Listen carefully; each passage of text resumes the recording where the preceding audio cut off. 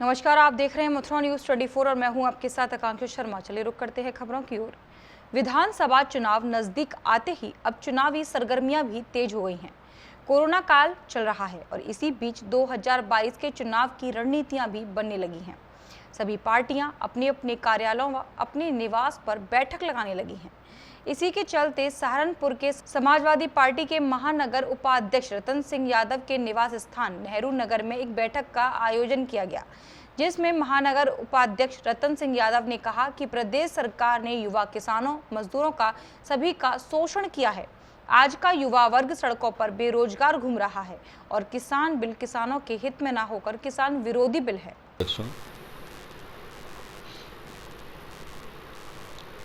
और आज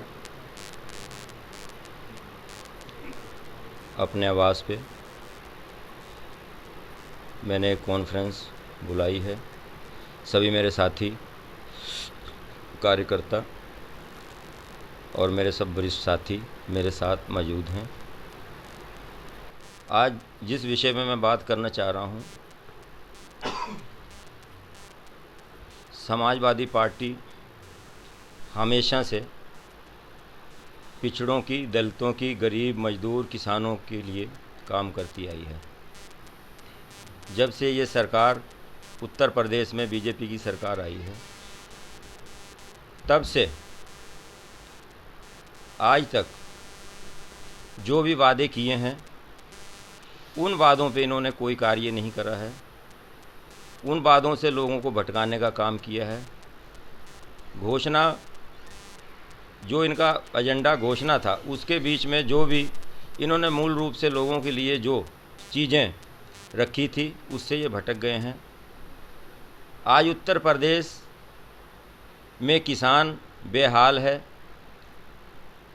जो बिल की प्रक्रिया चल रही है, उस बिल को कहीं से कहीं तक मनमाने ढंग से उस बिल को ये पास करना चाहते हैं।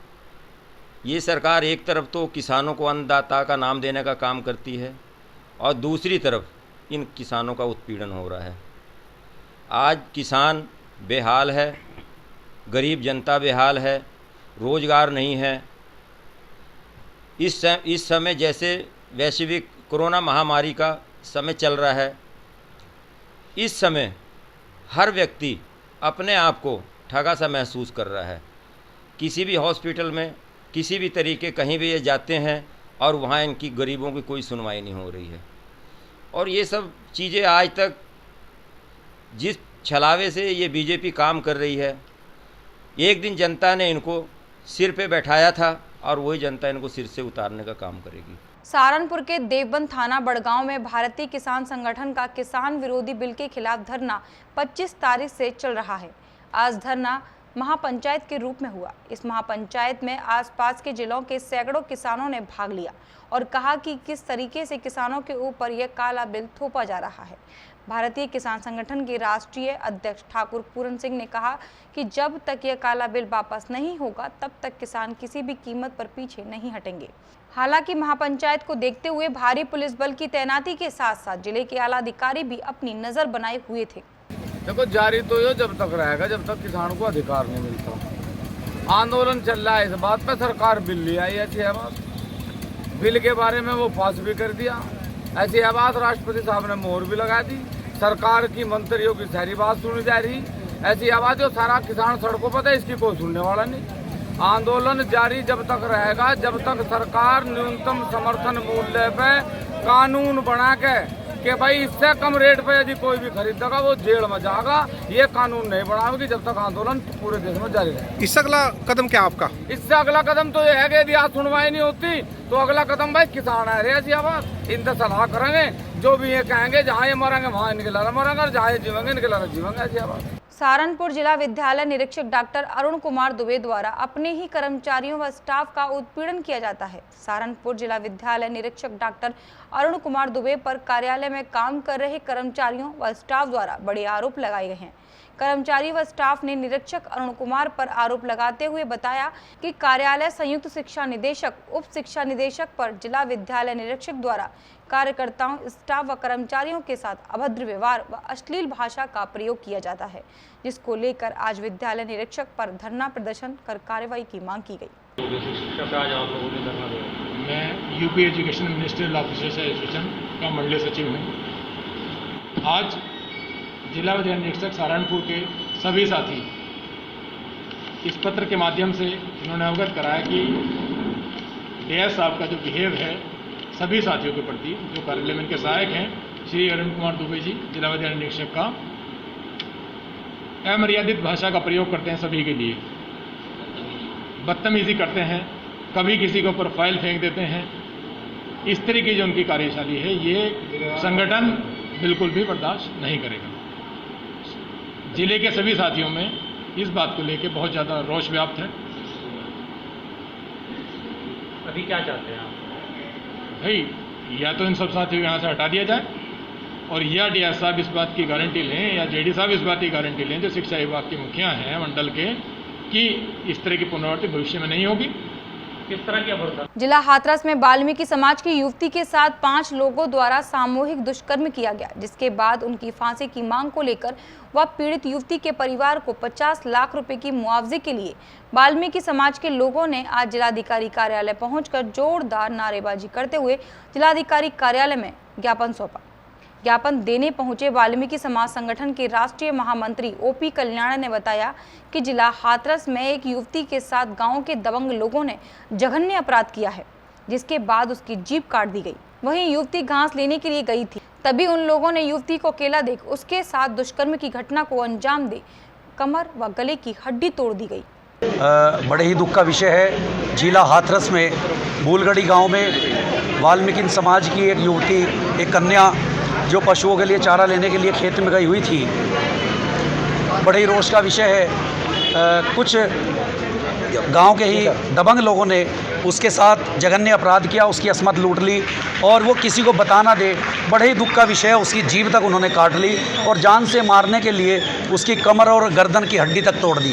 सम्मानित साथियों, मैं मीडिया के माध्यम से, प्रशासनिक अधिकारी हमारे मौजूद हैं, बताना चाहता हूँ कि आज भारतीय वाल्मीकि धर्म समाज जो राष्ट्र लेवल का संगठन है, उसके आदि धर्म गुरु सर्वोच्च निर्देशक स्वामी चंद्रपाल अनारे जी के आह्वान पर पूरे देश के अंदर अपने अपने गृह जनपद में सभी स्थानीय पदाधिकारी जो है ज्ञापन दे रहे हैं और हम ये मांग करते हैं कि उस पीड़ित कन्या को, मनीषा वाल्मीकि को, उसे न्याय मिले और जो उसके अपराधी हैं, जिन्होंने जघन्य अपराध किया है, उनको कानून की धारा के तहत कड़ी से कड़ी सज़ा दी जाए और उसको, क्योंकि आर्थिक स्थिति को देखते हुए उसको कम से कम 50 लाख का मुआवजा शासन की ओर से दिया जाए। धन्यवाद, ये हमारी मांग है।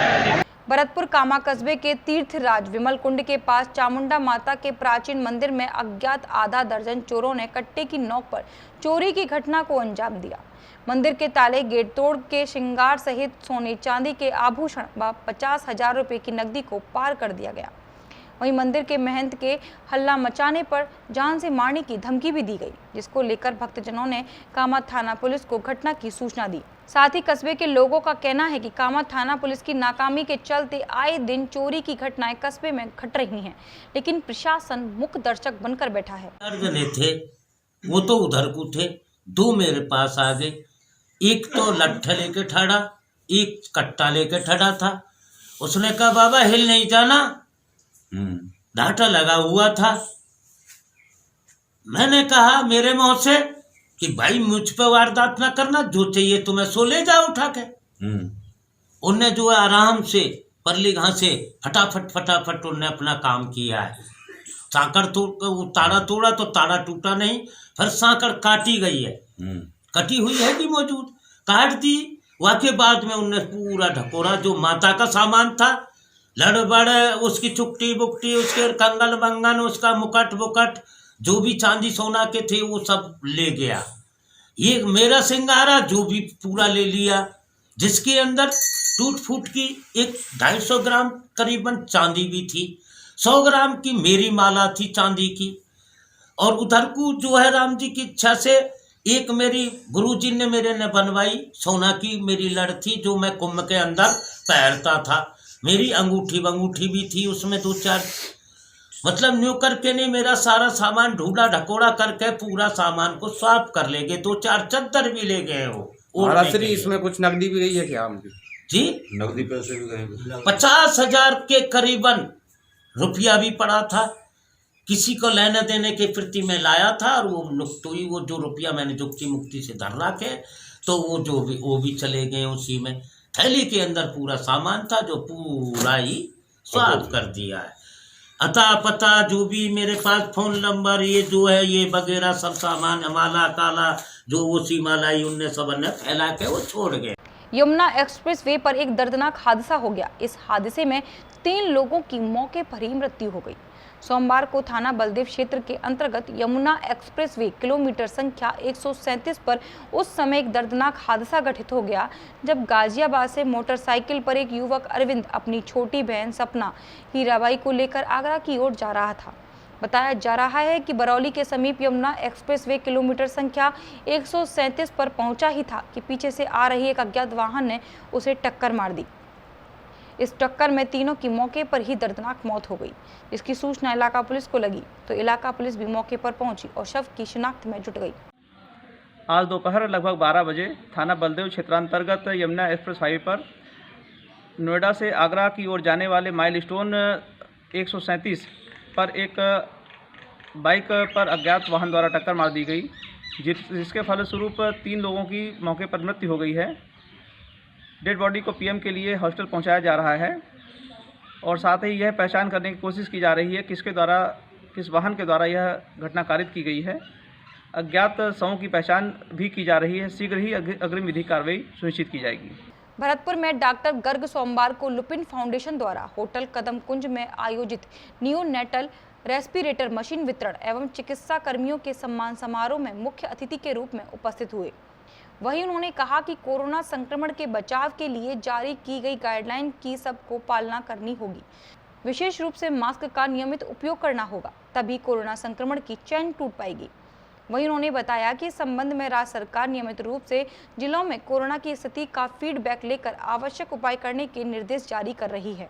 डॉक्टर गर्ग ने लुपिन फाउंडेशन द्वारा जिले के 8 सामुदायिक एवं प्राथमिक स्वास्थ्य केंद्रों को उपलब्ध कराई गई नियोनेटल रेस्पिरेटर मशीन की उपादेयता के बारे में कहा कि निश्चय ही नवजात शिशुओं को जीवन दान प्रदान करने में सहायक होगी। उन्होंने कहा कि लुपिन संस्था ने जिले के स्वास्थ्य एवं शिक्षण संस्थानों में जो विकास कार्य कराए हैं उनसे आम लोगों व विद्यार्थियों को अवश्य लाभ मिला है। समाज के समृद्ध लोगों को चाहिए कि वे स्वास्थ्य संस्थानों में विकास के लिए अपनी आय का कुछ हिस्सा अवश्य उपलब्ध कराएं ताकि गरीब रोगियों का बेहतर इलाज हो सके। वेलफेयर फाउंडेशन की तरफ से नियोनेटल जो रेस्पिरेटरी सिस्टम की जो मशीन है वो विभिन्न पीएससी सीएससी को वितरित करने का एक कार्यक्रम रखा गया। दूसरा कार्यक्रम जो चिकित्सा कर्मी हैं, नर्सिंग कर्मी हैं जो अच्छा काम कर रहे हैं सीएससीज पे, पीएससी में, आदमी हॉस्पिटल में इस कोरोना वैश्विक महामारी के दौरान उनको भी उनके कार्यों के लिए सम्मानित किया गया है। तो सर्वप्रथम तो मैं लुपिन को और उसकी टीम को, उनके सीईओ जो सीताराम गुप्ता जी हैं उनको बधाई दूंगा कि एक कार्यक्रम का आयोजन करके आपने जो सामाजिक सरोकार रखते हुए बराबर आप रखते चले आ रहे हैं और आगे भी रखते रहेंगे। इस भरतपुर में एक अच्छा माहौल, एक सकारात्मक माहौल पैदा करने में जो आपकी सकारात्मक भूमिका है उसके लिए मैं निश्चित रूप से एक विधायक होने के नाते धन्यवाद भी देना चाहूँगा। साथ ही उम्मीद करता हूँ इसी तरह की भूमिका आप एजुकेशन के सेक्टर में, हेल्थ में आप कर ही रहे हैं, अन्य जो क्षेत्र हैं उसमें करेंगे। और मैं समझता हूँ आने वाले समय में पूरे ज़िले को ही हम एक अच्छा अग्रणी जिला राजस्थान में बनाना चाहते हैं और इसमें हम सब लोग मिलकर के, चाहे वो किसी भी राजनीतिक दल के हों, किसी भी विचार के हों, लेकिन विकास पर हम सब एक होकर के काम करना चाहते हैं। उस उम्मीद में कि इस भरतपुर शहर का नाम अच्छा हो, यहाँ अच्छे इंडस्ट्रिस्ट आएँ, काम करें, यूनिट्स लगें, एक माहौल बने, सौंदर्यीकरण का माहौल बने, भरतपुर शहर का विकास हो, ड्रेनेज सिस्टम सुधरे, यहाँ लोगों को लगे कि वास्तव में ये संभागीय हेडक्वार्टर है। भरतपुर के आरबीएम हॉस्पिटल में 87 करोड़ की लागत से 250 बेड का नया भवन बनाया जाएगा।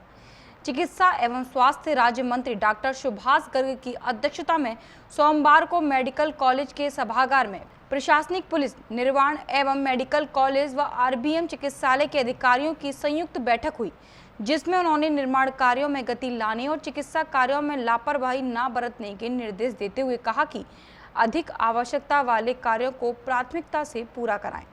बैठक में बताया कि मेडिकल कॉलेज के द्वितीय चरण में आरबीएम चिकित्सालय परिसर में 87 करोड़ रुपए की लागत से 250 बेड का नया भवन बनाया जाना प्रस्तावित है, जिस पर डॉक्टर गर्ग ने संबंधित अधिकारियों को निर्देश दिए कि निर्माण से पूर्व भवन की डिजाइन और नक्शा एक्सपर्ट कमेटी से स्वीकृत कराया जाए। बैठक में नगर विकास न्यास व नगर निगम द्वारा चिकित्सालय परिसर में सड़क व नालियों का निर्माण और सीवेज लाइन बिछाने के कार्य को संयुक्त रूप से पूरा करने के निर्देश देते हुए कहा कि इन्हें आवश्यक रूप से 3 माह में पूरा किया जाए। परिसर को सुधारने, उसमें और क्या सुविधाएं उपलब्ध कराई जाए, इसको लेकर के एक मीटिंग यूआईटी नगर निगम अधिकारियों के साथ प्लस पुलिस प्रशासन भी और प्लस अस्पताल प्रशासन के साथ मीटिंग की। इस परिसर को, इस हॉस्पिटल को बड़ा अच्छा लगे, संभागीय स्तर का हॉस्पिटल लगे, इसके लिए जो है वार्ता करके ये निर्देश दिए गए हैं कि जल्दी से सड़क निर्माण, नाली निर्माण, सीवरेज का काम, एसटीपी प्लांट का काम और जो नया जो सेकंड फेज़ का जो 152 करोड़ रुपए आया है उसको भी जल्दी से जल्दी शुरू करवाने के काम किए जाए। साथ ही पुरानी जो बिल्डिंग में जो डिफेक्ट है उसके भी निर्देश दिए हैं। खुद मेडिकल एजुकेशन सेक्रेटरी से मैंने बात करके फ़ोन पर उनको कहा है कि एक जांच कमेटी जो बैठाई गई थी उसका क्या अशर हुआ, उसके भी रिजल्ट जल्दी से आएँ, जिससे कि क्वालिटी के साथ कोई समझौता ना किया जाए। और आने वाले समय में जो सेकंड फेज़ का जो निर्माण होगा, इसमें जो 250 बेडेड हॉस्पिटल का ब्लॉक और बनना है, जिसमें हम चाहेंगे आने वाले समय में सुपर स्पेशलिटीज़ और इमरजेंसीज अच्छी तरह डेवलप हो जाएं, जिससे कि कोई दिक्कत ना आए हमारे आम मरीज़ को, जो आम गरीब और गाँव से लोग आते हैं। सहारनपुर के देवबंद कासिमपुर रोड स्थित फार्म हाउस पर किशोरी के साथ दुष्कर्म किए जाने का मामला प्रकाश में आया है। पुलिस ने पीड़ित परिजनों की तहरीर पर आरोपी के विरुद्ध पॉस्को एक्ट के तहत रिपोर्ट दर्ज कराई। देवबंद कोतवाली क्षेत्र के मोहल्ला निवासी एक व्यक्ति ने कोतवाली में तहरीर देकर आरोप लगाया था। मोहल्ला गद्दीवाड़ा निवासी राजी 2 दिन पूर्व उसकी 15 वर्षीय बेटी को बहला फुसलाकर हाशिमपुरा रोड स्थित अपने फार्म हाउस पर ले गया, जहां उसने बेटी के साथ दुष्कर्म किया। आरोप है कि उसने किसी को बताने के लिए भी मना किया और जान से मारने की धमकी दी। बाद में बेटी किसी तरह घर पहुंची और पूरी घटना के संबंध में बताया। वहीं पीड़ित व्यक्ति का एक आरोप यह भी है कि उक्त आरोपी ने बेटी को शादी का झांसा देकर हवस का शिकार बनाया। वहीं पुलिस का कहना है कि तहरीर के आधार पर किशोरी का मेडिकल कराया गया। साथ ही आरोपी राजी के विरुद्ध पॉस्को एक्ट के तहत रिपोर्ट दर्ज कर ली गई है। जी हाँ, एक बालिका के द्वारा रेप होना कारित बताया गया है। ये मामला संज्ञान में आते ही अभियोग पंजीकृत कर लिया गया है और अभियोग पंजीकृत करके अग्रिम विधिक कार्रवाई के साथ साथ लगातार टीम बना करके तजवीज़ भी दी जा रही है और बहुत जल्द उसमें गिरफ्तारी भी सुनिश्चित की जाए। भारतीय किसान यूनियन के विद्युत कार्यालय बलदेव पर तालाबंदी की, जिसमें वहां का कामकाज प्रभावित हुआ। रविवार को किसान यूनियन के अनिश्चितकालीन धरना प्रदर्शन में प्रबंधक कार्यालय उपखंड पर तालाबंदी की गई। इस दौरान किसान यूनियन के सभी कार्यकर्ता और किसानगण मौजूद रहे। उनका कहना था कि जब तक उनकी समस्या ऊर्जा मंत्री श्रीकांत शर्मा सुनने नहीं आएंगे, तब तक उनके द्वारा यह तालाबंदी कर विरोध प्रदर्शन जारी रहेगा और विद्युत विभाग को उनकी समस्या का निराकरण का आश्वासन दे, उसके बाद ही वे यहां से हटेंगे। इस संबंध में जानकारी देते हुए जिला अध्यक्ष राजकुमार तोमर ने बताया। देखिए, हमारा आज 6वां दिन है जो अनिश्चितकालीन धरना चल रहा है और मात्र जो सिंचाई के लिए विद्युत सप्लाई की जो 8 घंटा इन्होंने कर रखी है, 8 घंटा में 304 घंटा मिल पा रही है, उसको हम चाहते हैं कि 16 घंटा की जाए।